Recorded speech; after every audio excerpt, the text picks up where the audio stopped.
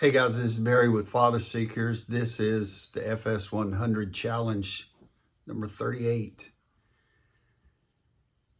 Last week we talked about isolation. Today I want to talk to you about solitude. It's the opposite of isolation. Matter of fact, solitude is a discipline that all men and women should definitely work on and master. Solitude. Solitude means set apart for a period of time with an intention or a plan to rest the mind, the soul, the will, the emotions. In other words, pulling back. It's very similar to isolation, but you do this with a purpose, not to hide, but to reboot and to have a plan in rebooting. Many people that I know, I am an introvert. Put me on the stage and crank me up and I'm an extrovert, but put me alone and put me in a group of people at a party, I'll be over in the corner talking to one or two people. I'm an introvert. I like to be alone. I like to refuel alone, reading, movie, sitting alone with my wife, doing nothing, refueling.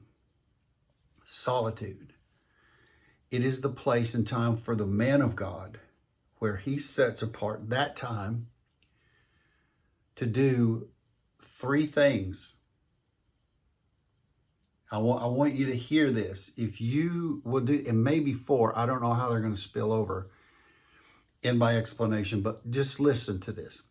The first thing is we have to acknowledge, why are we going into a place of solitude? Now, I'm presuming you know that to experience healthy solitude, you have to have a place away from everybody, just you. And if you are a believer in Christ, for sure with the Holy Spirit to speak life into you. Solitude can include praying and searching scripture and listening to great music and reading a great book. It's refueling your soul, my soul. So solitude is healthy, but there has to be a plan. You just can't go and sit and watch movies for 8 hours and say you've been fueled up. No, you've just binged movies all day and of no benefit at all, except you sat in a room and watched movies all day. Solitude has a purpose so that when you come out of that solitude period, there's something you can see a difference and a change in. You're rebooted, you're re-strengthened. Now, I've talked to you before about being weary and tired. Weary is not only physically tired, but emotionally, mentally, and spiritually drained. Tired is I've worked hard, I've had a great day, my body is tired, but my mind is strong. It's tired too. Weary is when everything's worn out, drained, and it's hard. So when I say go into solitude and refuel and rebuild, you come out with something, not just emptiness.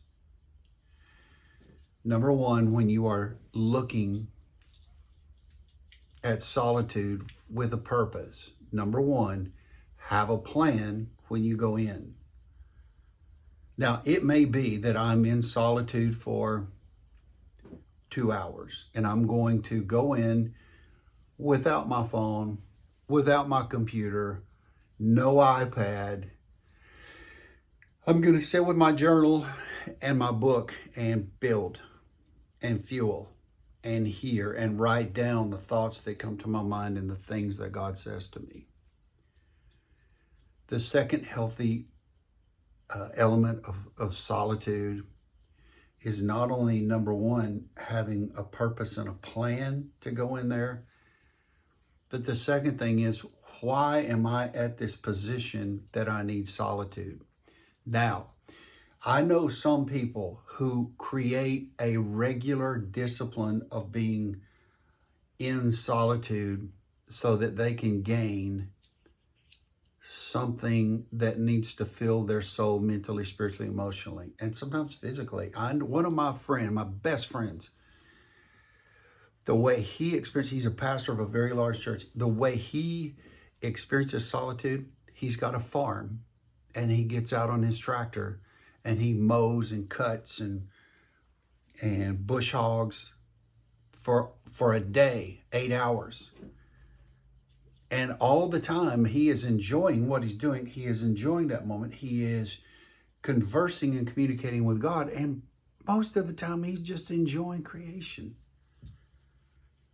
But he's tired from a busy week. But he comes in and he's re-energized because that's his solitude. Nobody bothers him.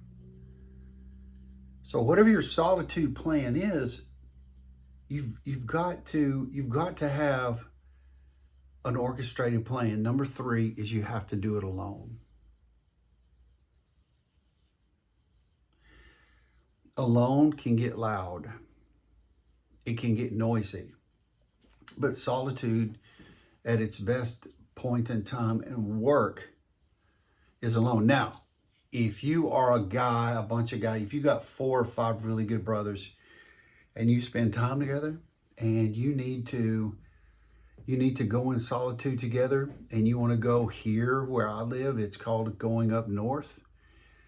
And you're spending time together as a group, purposefully seeking God, seeking answers. You're doing it with guys in a controlled atmosphere where there's nothing there, but we're here on this pursuit as a group to see what God is saying to us about ourselves and to each other. Now that can be a form of solitude, very, very healthy, but it can't be all you do. You have to be alone to hear from God, to hear from your heart, to unpack. And number 4 is you have to be willing to interrogate and investigate your heart and soul. Interrogate and investigate your heart and soul. See what's there. Ask yourself questions. Write them down. Most of the time, you will hear not what you want to hear, but you'll hear the place that needs to be addressed. Solitude, Bible, journal, music, worship, quiet. Nobody but you. You can do it. This is Barry with FatherSeekers, and this is the FS100 Challenge.